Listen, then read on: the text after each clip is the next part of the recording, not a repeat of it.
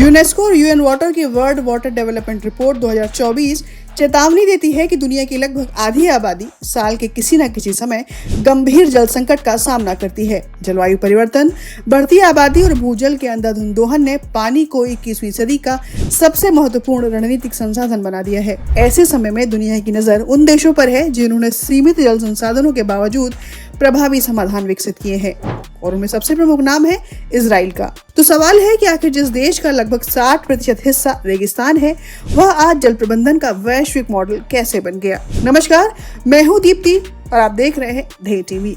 सबसे पहले इजराइल की चुनौती को समझते हैं। 1948 में स्वतंत्रता के समय उसके सामने सबसे बड़ी समस्याओं में से एक थी पानी। देश का लगभग 60% हिस्सा रेगिस्तान है, वर्षा सीमित होती है और अधिकांश नदियां बारहमासी नहीं हैं।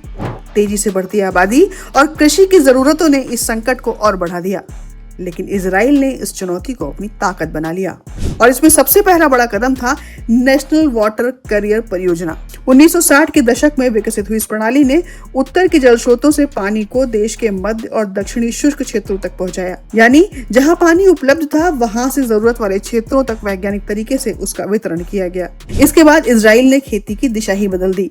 ड्रिप इरिगेशन तकनीक को बड़े पैमाने पर अपनाया गया, जिसे इजरायली इंजीनियर सिमका ब्लास के नवाचार और बाद में नेताफिम जैसी कंपनियों ने दुनिया भर में लोकप्रिय बनाया। इस तकनीक में पानी सीधे पौधों की जड़ों तक पहुंचता है, जिससे पानी की बचत होती है और उत्पादन भी बढ़ता है।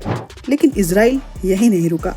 आज इजराइल दुनिया में उपचारित अपशिष्ट जल के पुनर्चक्रण में अग्रणी देशों में है। कृषि में उपयोग होने वाले पानी का बड़ा हिस्सा पुनर्चक्रित जल से आता है। साथ ही समुद्री जल के विलवणीकरण यानी डिसैलिनेशन में भारी निवेश किया गया। आज उसकी घरेलू और शहरी जल आवश्यकताओं का बड़ा हिस्सा समुद्री जल को मीठा बनाकर पूरा किया जाता है। तो सवाल है कि भारत इससे क्या सीख सकता है, क्योंकि भारत के पास लगभग 11,000 किलोमीटर से अधिक लंबी समुद्री तट रेखा, विशाल नदी तंत्र और पर्याप्त वर्षा है। फिर भी कई शहर हर गर्मी में जल संकट का सामना करते हैं।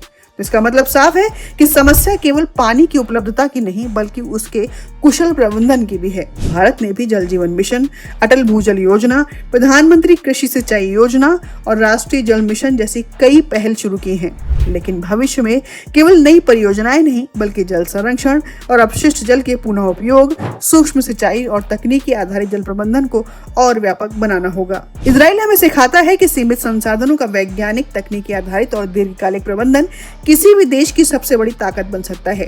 21वीं सदी में जल सुरक्षा केवल पर्यावरण का मुद्दा नहीं रहेगी, यह कृषि, खाद्य सुरक्षा, अर्थव्यवस्था, शहरी विकास और राष्ट्रीय सुरक्षा सभी से जुड़ा प्रश्न होगी। इसलिए भारत के लिए सबसे बड़ी सीख यही है कि भविष्य पानी खोजने का नहीं, बल्कि उपलब्ध हर बूंद का बुद्धिमानी से प्रबंधन करने का है। धन्यवाद।